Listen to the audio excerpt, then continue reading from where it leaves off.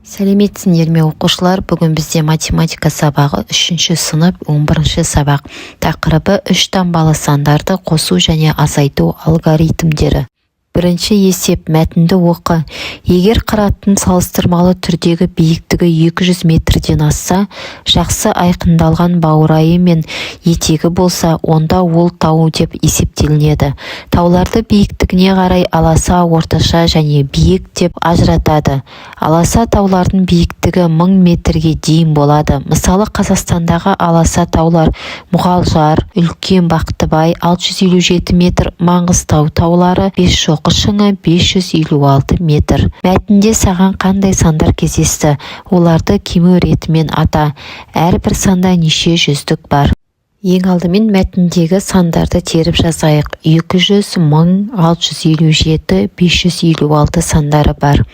Енді бұл сандарды кему ретімен жазамыз. Ең алдымен бізде 1000, 657, 556, 200. Енді осы сандарда неше жүздік бар дейді. 1000-да 10 жүздік бар, 657-де 6 жүздік бар, 556-да 5 жүздік бар, 200-де 2 жүздік бар. Екінші есеп, есептеудің қалай орындалғанына қара. А нұсқасы бізде қосу амалы берілген, 273 қосу 727 деп жазамыз. Енді бірліктерді бірліктерге қосамыз. Ондықтарды ондықтарға қосамыз, жүздіктерді жүздіктерге қосамыз. Жауабын оқимыз. Ә нұсқасы азайту амалы берілген, 1000 азайту 727 деп жазып аламыз. Баған түрінде бірліктерді азайтамын, яғни 0-ден 7 азайтуға болмайды. Енді бізде 1000 санында ондығы жүздігі жоқ, сол себепті бір мыңдықты аламыз. Бір мыңдық тең 9 жүздік, 9 ондық және 10 бірлік болады. Енді 10-нан 7-ні азайтамыз. Бізде 3 шығады. Ондықтарды азайтамыз. 9 ондық қалады. 9 ондықтан 2 ондықты алғанда 7 ондық болады. Жүздіктерді азайтамыз. 9 жүздіктен 7 жүздікті азайтқанда 2 жүздік шығады. Жауабын оқимыз. Азайтудың мәні 273-ке тең. Үшінші есеп. Есептеп, досың екеуін бір-біріңді тексер. Енді есептерді баған түрінде шығарамыз. 345 қосу 655, 5 бірліктерді бірлікке қосамыз, ондықтарды ондыққа қосамыз, жүздіктерді жүздіктерге қосамыз. Азайту амалында да солай. Бірліктерден бірліктерді азайтамыз, ондықтардан ондықтарды азайтамыз, жүздіктерден жүздіктерді азайтамыз.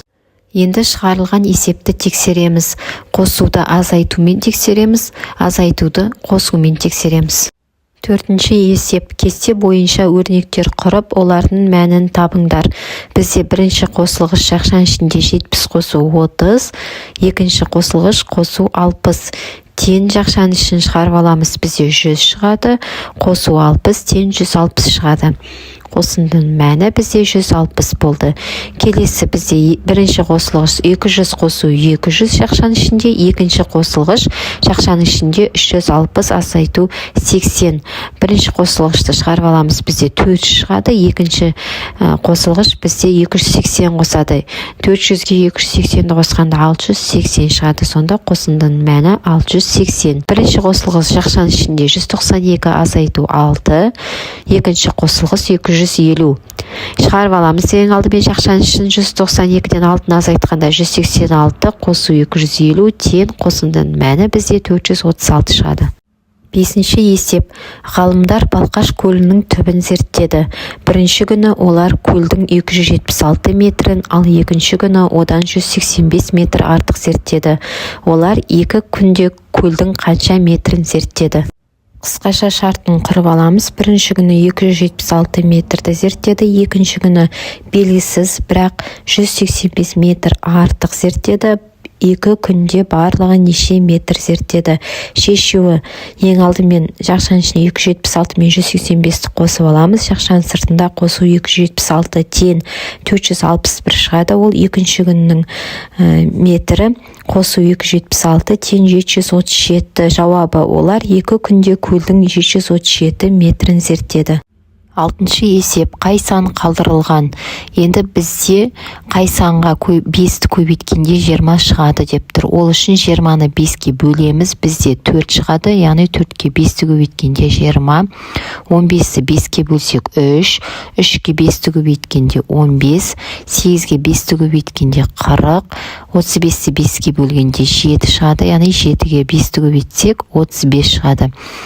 Енді 3-ке 2-ні көбейтсек 6, 6-ны 3-ке бөлгенде 2 шығады, 27-ні 3-ке бөлгенде 9, 15-ке 3-ті бөлгенде 5, 9-ды 3-ке бөлгенде 3 шығады. 24-ті 4-ке бөлгенде 6, 32-ні 4-ке бөлгенде бізде 8 шығады. 36-ны 4-ке бөлгенде 9, 28-ті 4-ке бөлгенде 7 шығады. 5-ке 2 көбейткенде 10, 7-ні 2-ке көбейткенде 14, 9-ды 2-ке көбейткенде 18, 6-ны 2-ке көбейткенде 12 шығады бізде. Жетінші есеп амалдардың орындалу тәртібін анықтап, оларды есепте. Ең бірінші бізде бірінші амал жақшаның іші орындалады, екінші амал бізде жақшаның сырты орындалады. Бірінші есеп бізде жақшаның ішінде 540 азайту 80-ді азайтып аламыз, 460 шығады. Екінші амал екінші жақшаны шығарып аламыз, 930-тан 820-ны азайтқанда бізде 110 шығады. Үшінші амал екеуін қосамыз, бізде 570 шығады.